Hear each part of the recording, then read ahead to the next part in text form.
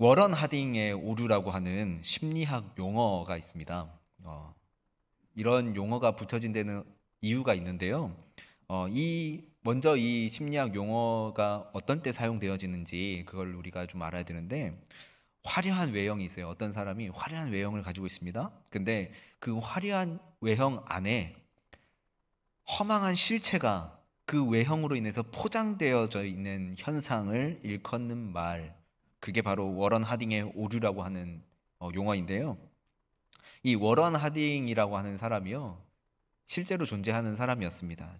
미국의 제29대 대통령으로 재임했던 중에 갑자기 돌연사로 이제 사망하게 된 워런 하딩 대통령의 어떤 이제 모습을 이제 따서 이런 용어를 만들게 됐는데요.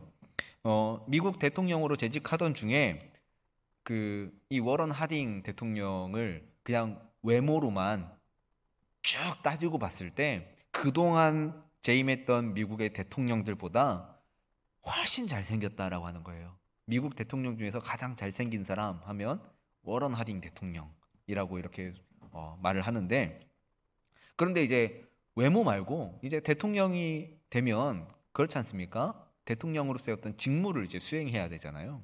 대통령으로서의 직무 수행 능력에 대해서 대한 평가는 어떠한가? 사람들의 평가는요, 그 외모에 대한 어떤 평가와 정반대의 평가를 하더라라고 하는 겁니다.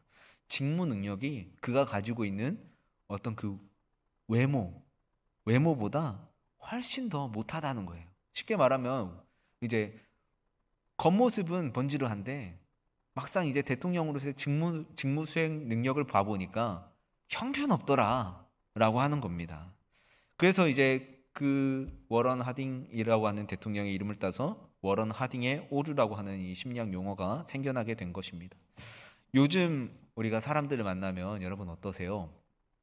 그 사람의 외모를 보고 먼저 그 사람에 대해서 그 사람의 어떤 얘기도 들어보지 않고 일단 그 사람을 내가 먼저 판단하고 그 사람과 대화를 나누고 계시지는 않으십니까?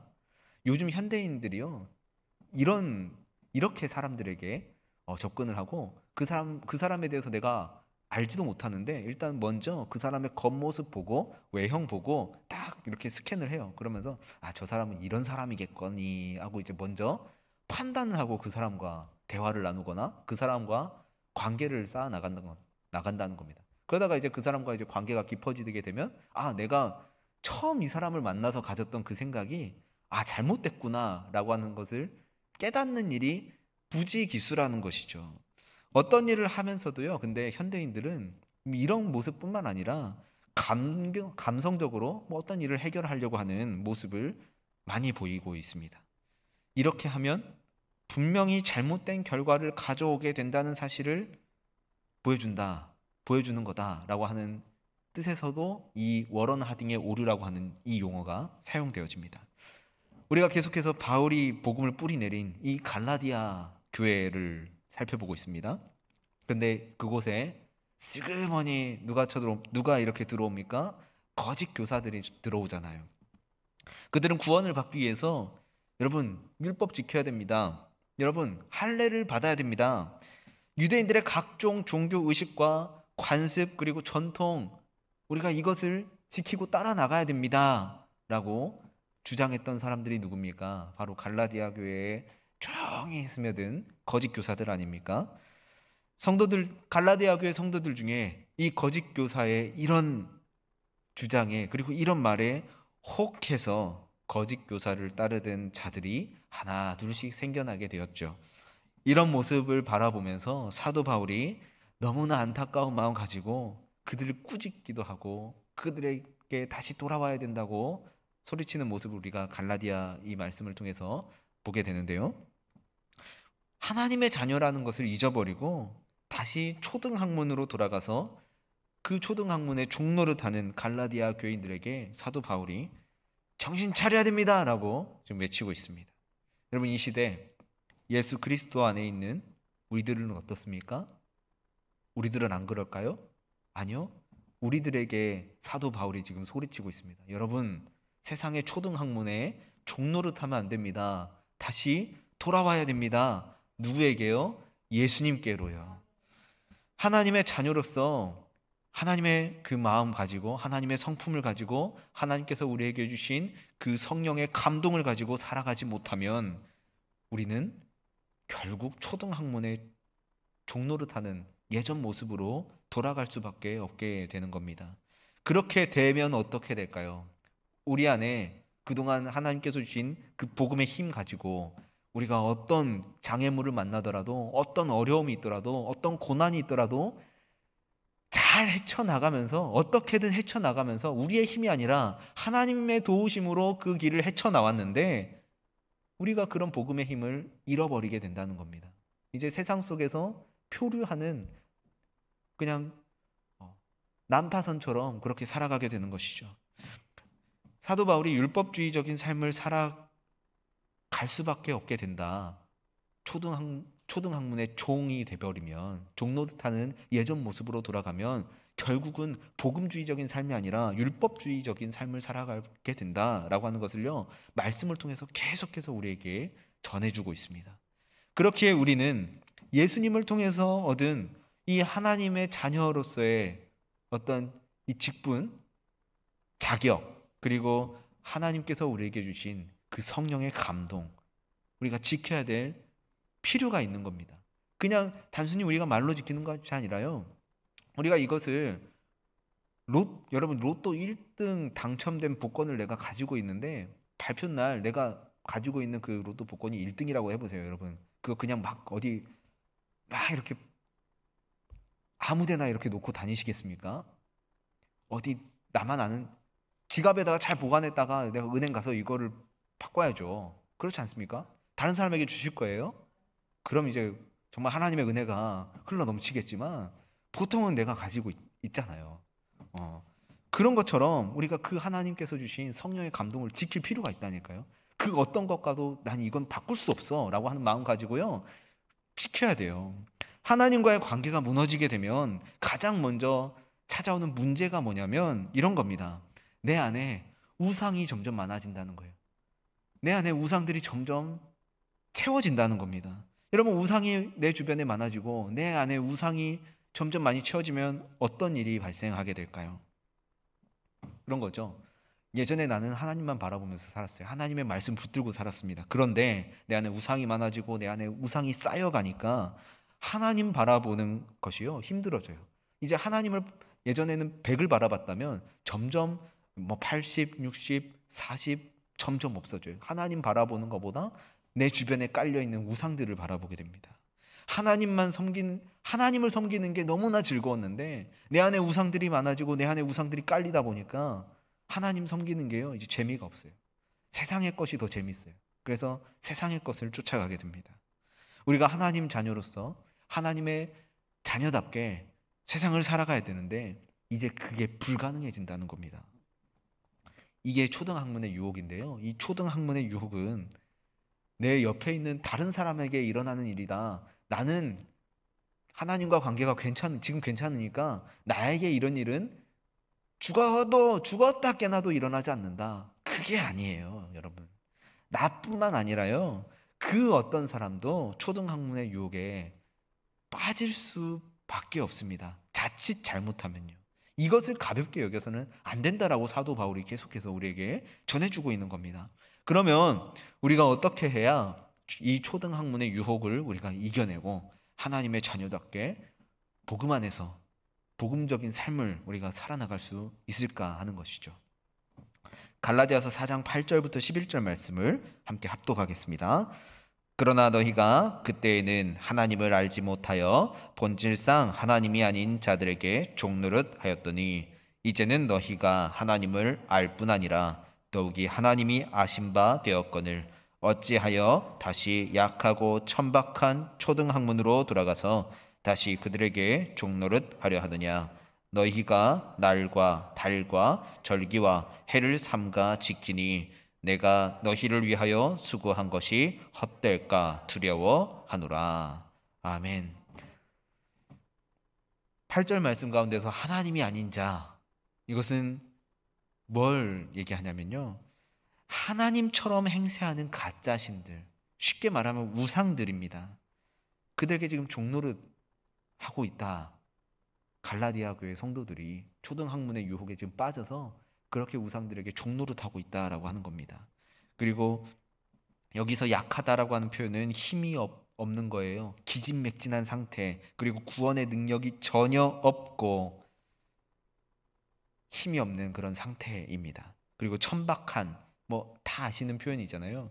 구걸하는 듯한, 그리고 풍성함이 조금도 없는 그런 상태. 갈라디아 교인들이요, 지금 이런 상태에 빠져 있어요. 여러분, 우리는요, 하나님의 살아계심을 확실히 믿어야 됩니다. 여러분, 하나님의 살아계심을 확실히 믿으십니까? 동시에 우리는 하나님 행세를 하는 가짜 신들, 우상들의 존재 또한 더불어서 인정해야 됩니다. 그것이 사실이거든요. 우리가 살아가는 이 현실 속에서. 하나님을 믿지 않는 사람들은요, 어떤 경우에서든지 자기가 만들어낸 신을 믿고 삽니다. 신적인 존재를 전혀 믿지 않는다라고 주장하는 사람들이 있어요. 우리가 그런 사람들 무신론자라고 부르지 않습니까? 이 무신론자들 역시요, 엄밀히 말하면 자신의 신념을 믿고 살아가는 사람들이에요. 이런 모습이 스스로가 신의 역할을 자기 스스로 하고 있는 겁니다. 그런데 그것을 누구만 알지 못합니까? 자기 자신만 알지 못하는 거예요. 무엇을, 그리고 누구를 섬기는가에 대한 차이가 있는 것인데요. 지금 갈라디아 교회 성도들이 초등학문으로 돌아가 버렸습니다. 그리고 초등학문을 섬기는, 그 초등학문의 종노릇하는 상황에 이르게 되었습니다. 여기서 이제 초등학문의 원어는 스토이케이아라고 하는 헬라어인데요. 이 말은 물, 불, 공기, 흙처럼 눈에 보이는 이 물질 세계를 이루는 기본 요소를 뜻하는 말입니다. 영어 번역 성경을 보면 이 단어를 principles라고 이제 번역을 하는데요. 무슨 뜻입니까? 원칙, 그리고 법칙이라는 뜻을 가지고 있는 단어입니다. 물질 세계를 이루고 있는 기본 요소들이 섬김의 대상이 되어버렸을 때, 내가 그 물질 세계를 이루는 기본 요소들을 섬기게 되고 그들에게 종노릇하게 됐을 때, 그것이 뭐가 되냐면요, 나에게 우상이 되는 거예요. 여러분. 갈라디아 교회의 문제는 고린도 교회의 문제와는 달랐습니다. 고린도 교회도 문제가 있었던 곳이었죠. 어떤 문제가 있었습니까? 세속주의가 교회 내로 들어와서요, 교회를 막 흔들어 버렸던 문제였어요. 이 세속주의가 뭐냐면 신의 은총, 그리고 사후 세계를 인정하지 않고 인간의 노력만으로 우리는 무한정하게 발전해 나갈 수 있다라고 주장하는 사람들, 그들이 이제 세속주의자들이었는데, 그 사람들이 고린도 교회 안에 들어오면서 생겨난 문제였던 겁니다. 물질이 지상 최고의 가치다. 이 물질 말고 다른 것은 중요치 않다. 물질만이 내게 있어서 1순위.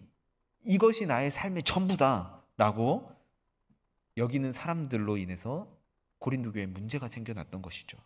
그런데 갈라디아 교회는요, 그런 문제가 아니었어요. 율법주의로 인해서 교회 내에 문제가 생겨나게 된 겁니다. 이 갈라디아 교회 성도들이요, 율법을 버린 것, 그것이 문제가 아닙니다.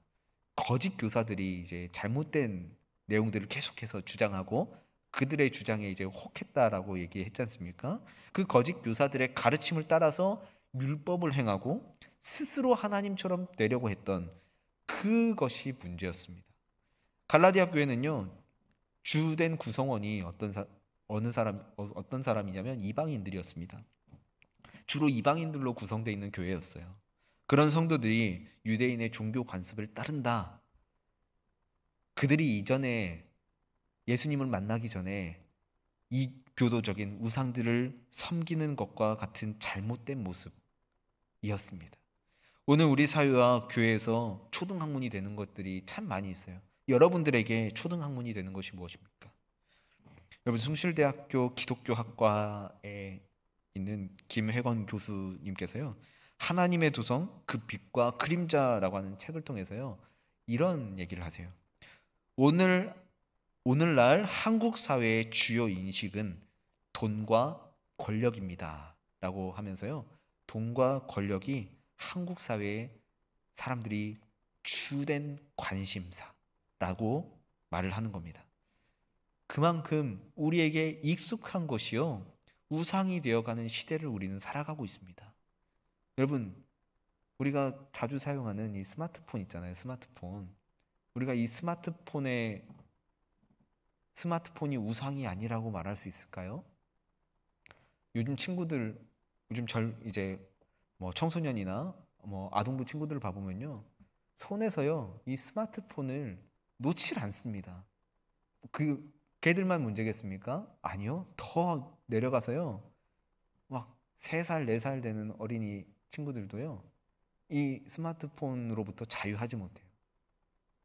왜냐면 부모님들이 이제 워낙 요즘 맞벌이를 하시면서 바쁘시잖아요. 바쁘다 보니까 이제 애가 막 이제 칭얼거리고 그러면 스마트폰을 쥐어주는 거예요. 막 그러면서 이제 뽀로로를 틀어주고, 아니면 이제 뭐 로보카폴리라든지 뭐 애들이 이제 많이 보는 이제 그런 이제 애니메이션 프로들 있지 않습니까? 이제 그런 것들을 이제 틀어주면 애들이 이제 조용하거든요.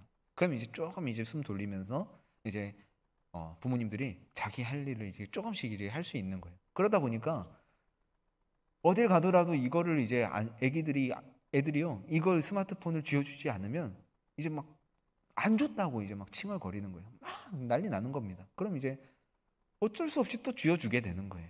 이 지금 시대의 가장 큰 문제가 뭐냐면 이 스마트폰이 우리 삶 가운데 우상처럼 이렇게 자리 잡고 있진 않은가 생각되는 겁니다. 이런 상황 속에서 우리에게 가장 필요한 게 뭘까라고 하는 겁니다, 여러분. 다른 거 아니에요. 이런 겁니다. 복음 중심의 사고를 우리는 해야 됩니다. 그리고 복음 중심의 언어를 해야 됩니다. 그리고 복음 중심의 삶을 살아야 됩니다. 그리고 복음 중심의 사역을 회복해야 됩니다. 여러분, 이것 말고 다른 게 뭐가 필요하겠습니까? 우리에게 익숙한 것이 우상이 되지 않기 위해서요, 우리가 내 안에 있는 것, 내 안에 있는 세상적인 것 하나하나 버릴 어떤 각오를 해야 됩니다. 정말 결단해야 됩니다. 여러분, 우상은 멀리 있지 않습니다. 그리고 다른 모습 하면서 우리에게 다가오지 않습니다. 그런데 그 우상은 우리에게 굉장히 매력적인 모습으로 보여지고 다가옵니다. 그렇기에 더욱 조심하고 또 조심해야 되는 겁니다. 갈라디아서 4장 9절부터 10절까지 말씀을 함께 합독하겠습니다. 이제는 너희가 하나님을 알 뿐 아니라 더욱이 하나님이 아신 바 되었거늘 어찌하여 다시 약하고 천박한 초등학문으로 돌아가서 다시 그들에게 종노릇하려 하느냐. 너희가 날과 달과 절기와 해를 삼가 지키니. 아멘. 여기서 이제 날과 달과 절기라고 하는 것은 뭐냐면 안식일, 그리고 대속죄일 같은 특별한 날, 그리고 유월절과 같은 절기들, 그리고 안식년이나 희년과 같은 율법에 정해진 해를 말합니다. 갈라디아 교회 성도들의 문제는요, 다른 것이 아니었습니다. 자신들이 하나님과 어떤 관계를 맺고 있는지 잊어버린 것, 그것이 문제였던 거예요. 사도 바울이 얘기하는 게 뭐냐면 갈라디아 교회 성도들은 이미 하나님을 알았다고 합니다. 그뿐 아니라 더욱이 하나님이 아신 바 되었다라고 말합니다. 그런데 마치 그동안 하나님을 전혀 처음 만난 것처럼, 전혀 하나님에 대해서 들어보지 못한 것처럼 다른 행동을 하니까 답답한 거예요. 미치겠는 거예요. 이들이 너무나 이제 안타까운 거예요. 율법을 통해서 이 갈라디아 교회 성도들이요, 다시 이전으로 돌아가서 율법을 통해서 하나님과의 관계를 다시 맺으려고 하는 그 모습, 사도 바울이 봤을 때 얼마나 미치겠어요. 얼마나 분통 터져버리겠습니까? 하나님과의 관계를 잊어버린 성도의 모습들이요, 이렇다라고 하는 겁니다. 하나님이 나 너 안다 라고 얘기하세요. 나 너 사랑해 라고 얘기하세요. 나 너와 함께하고 싶은데 나와 함께하지 않을래? 라고 얘기하십니다. 이 사실을 우리가 알고 기억하고, 하나님이 나에게 그렇게 다가오시는구나 라고 우리가 이해할 수 있는 것은 무엇입니까? 그것이 우리에게 확신이 되고, 그 사실로 인해서 우리가 세상 살아나갈 때 평안함이 있기 때문에 그렇습니다. 그것이 하나님과 우리의 관계입니다. 그리고 아버지 된 하나님과 자녀 된 우리의 관계입니다. 이런 관계에 있기에 우리의 삶에 불안이 있더라도 두려움이 있더라도 이겨낼 수 있는 것입니다. 그리고 우상 숭배의 죄에 빠지지 않게 해주는 원동력이 되기도 합니다. 그런데 갈라디아 교회 성도들은 이것을 지금 잊어버리고 있는 겁니다. 그런 갈라디아 교회 성도들의 모습을 바라보는 바울의 그 마음은 그냥 속이 상하고 답답한 것 정도를 넘어서는 거예요. 막 진짜 막 어떻게 할지 모르는 겁니다. 지금 막 저들이 퉁퉁 터지는 거예요. 지금 막 하나님과 우리 사이에 친밀하고 인격적인 아버지와 자녀로서 그 관계 우리가 기억해야 되고 다시 되새겨야 됩니다. 그 관계 안에서요 넘쳐나는 하나님의 사랑을 우리는 경험할 수 있어야 됩니다. 이런 경험 없으면 우리는 쉽게 이 갈라디아 교회 성도들도 넘어졌던 것처럼 초등학문 때문에 초등학문으로 인해서 우리가 넘어지게 되는 겁니다. 그냥 감성적인 문제가 아니에요, 여러분. 보다 실질적이고 구체적인 우리의 삶에 실제적으로 일어날 수 있는 문제들입니다. 잊어버리는 거, 이것이 문제인 것입니다. 워렌 위어스비라고 하는 분이요, 갈라디아 교회 성도들의 문제를 이렇게 묘사합니다. 갈라디아 교회 성도들은 은혜의 학교에서 자퇴한 뒤에 율법 유치원에 등록을 한 셈이다. 그리고 바울의 사역을 통해서 주께서 그들에게 행하신 좋은 일들을 그들은 계속해서 파괴하고 있다라고 표현합니다. 여러분, 하나님 자녀로서 우리가 영성을 지키지 못하면, 그런 삶을 살아나가지 못하면 어떻게 될까요?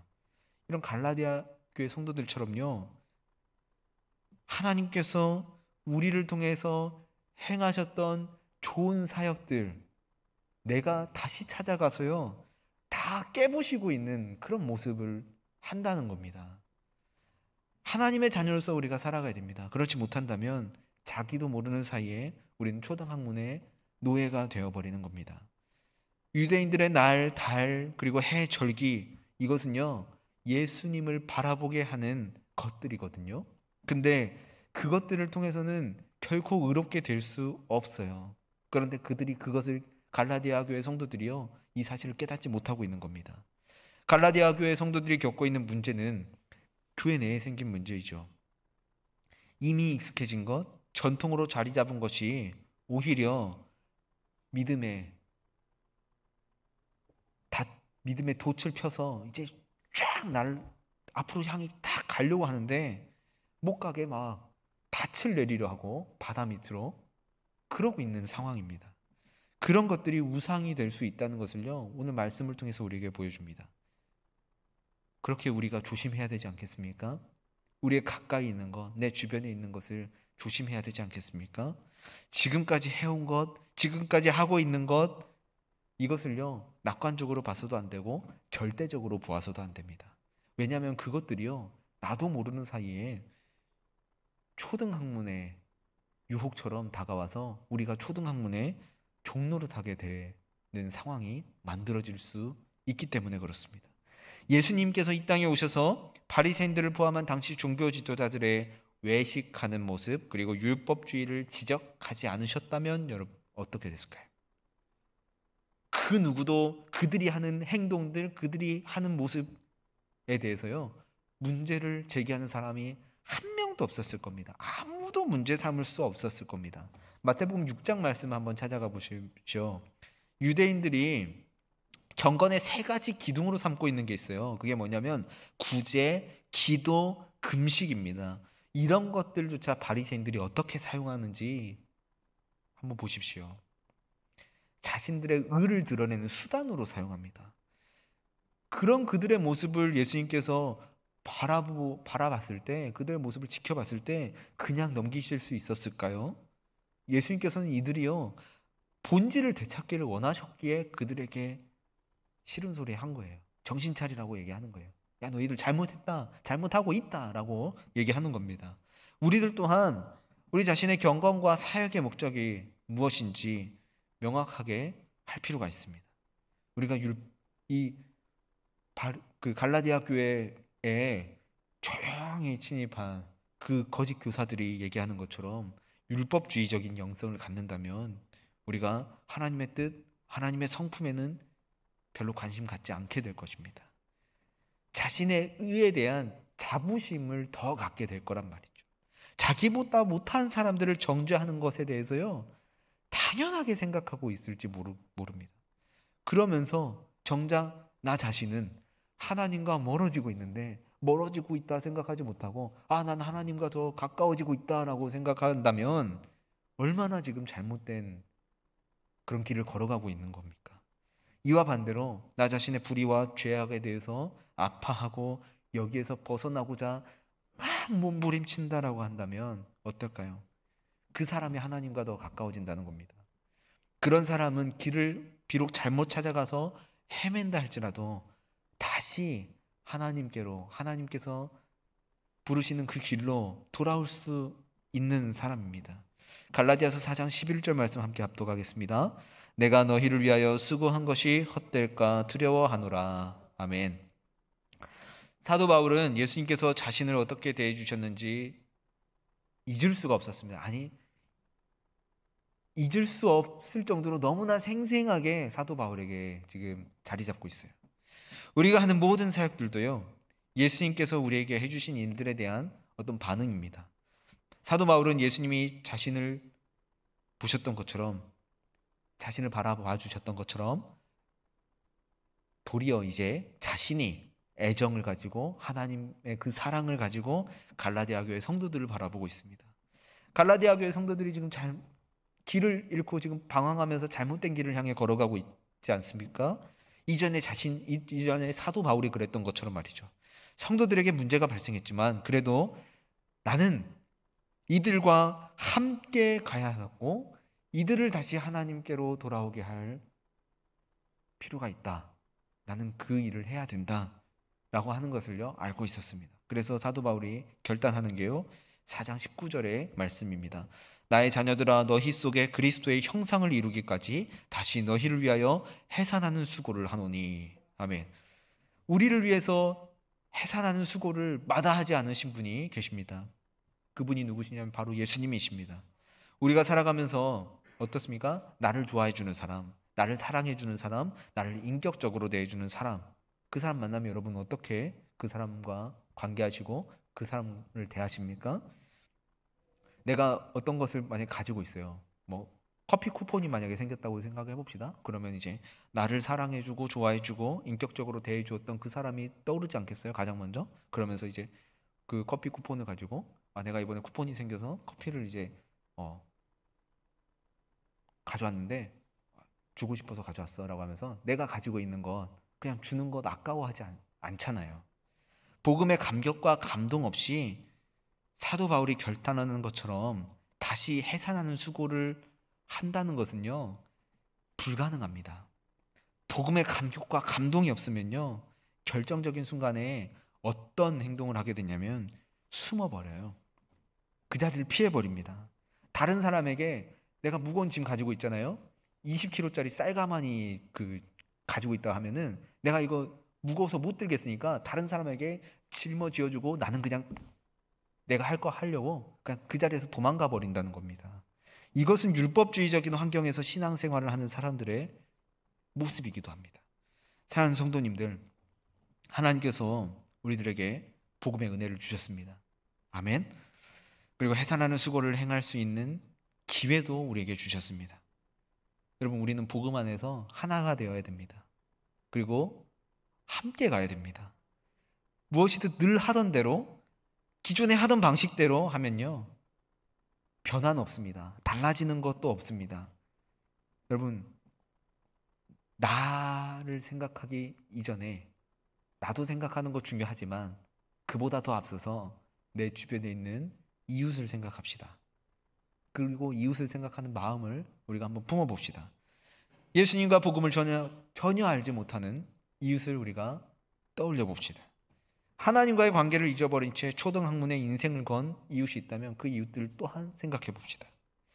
우리 모두가 하나님께서 맡겨주신 한 영혼을 위해서 해산하는 수고를 마다하지 않는 그런 그리스도인으로서 살아나가기를 주님의 이름으로 간절히 축복합니다.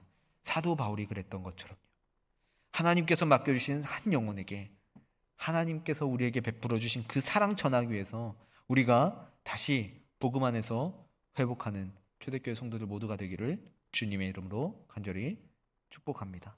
함께 기도하겠습니다.